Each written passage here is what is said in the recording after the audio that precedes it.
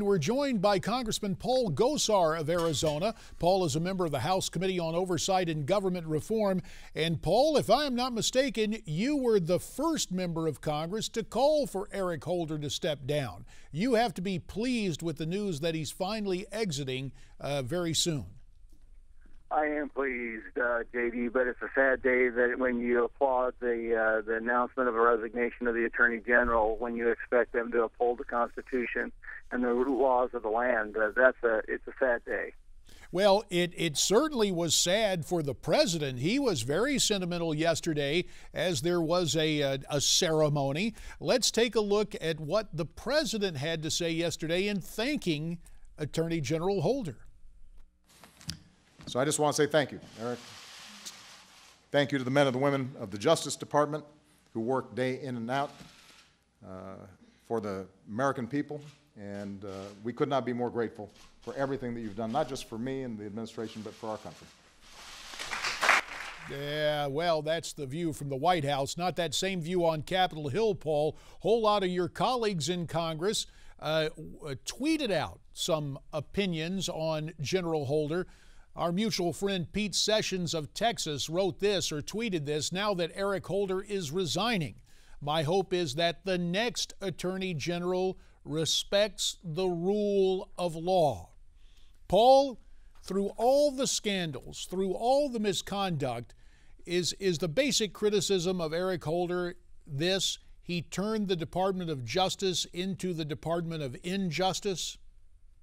Absolutely. When you look at his moments in Fast and Furious, where he refused to turn over documentation to the House and Congress for its rightful oversight, to the Bergdahl swap in telling the president it was okay without telling the Congress, to even on journalists like yourself, JD, James Rosen and the AP reporters.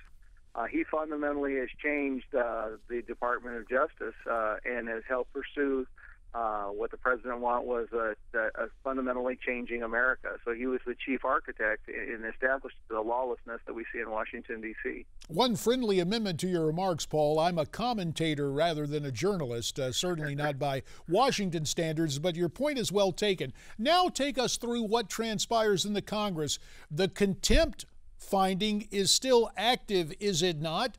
Does that mean whatever goes on with Holder as a private citizen, the House will continue to work on this contempt citation? It is, and as you probably remember, just recently a federal court has upheld the House's right to receive all the documentation, and so they have here, I think, until October 10th. To file an appeal, the last appeal in regards to that stay. So it will continue as ordered to get the documentation that we are due in Fast and Furious. Do you think he left because of that court ruling that the DOJ had to turn over those documents pertaining to Fast and Furious?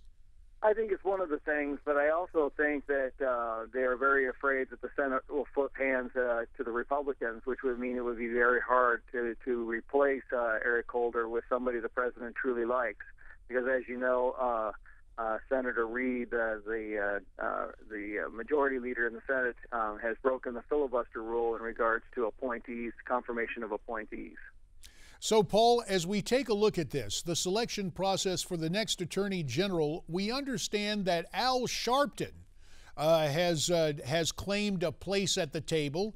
He says that the president is involving him in the search for the next Attorney General. With that in mind, are we going to see basically an Eric Holder clone with the next appointment?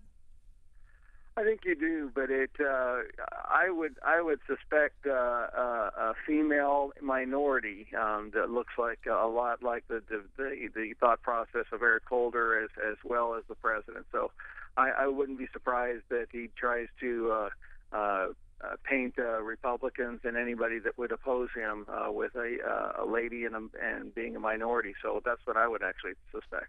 So we go from Eric Holder, the first black Attorney General, perhaps to a woman. One of the names mentioned, albeit with dark horse status, former Arizona governor, former Secretary of the Department of Homeland Security, current president of the University of California system, Janet Napolitano.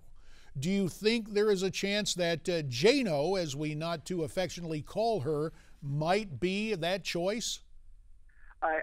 I don't believe she is. I think they're going to look for somebody that probably has not and also a lightning rod background like Janet had as well. I think she's perfectly content being out in California. I hope she doesn't stray too far, because I think some of the documentation in Fast and Furious may impinge upon her time at Homeland Security, seeing that former U.S. Attorney Dennis Burke and her were very close friends. So I tend to think it probably will not be her, but I think somebody more along the line that we have not seen surface yet. Well, you raise a very good point about Janet Napolitano, because it seems that Homeland Security and the Justice Department have co-ownership, if you will, of that scandal known as Fast and Furious, and of course her former deputy Dennis Burke back there in Arizona, who for a time served as U.S. Attorney in Arizona in the midst of that scandal. So there are any number of people. It's a veritable grab bag. But returning to the politics here, while the House does not play an active role in confirmation, obviously that's the constitutional requirement of the Senate. And you go back to what may happen in the midterms. The fact that the Senate could change hands, could become a Republican majority. With that in mind, how quickly do you think the president is going to move to find a replacement? I think it moved pretty quickly, J.D., because I do think that they have seen a change in the trade winds in this election cycle. America's angry. America's scared. They want security from their country. They have not seen that from their president. They want security in their jobs. They see no more money in their pockets as they did 6-7 years ago, and maybe even worse. They wanted security in health care, and now they're finding insecurity. So I think the president has backed himself into a corner very, very much, and I think it'll be hard to change the winds of this election cycle, despite, sometimes Republicans' best stumbles.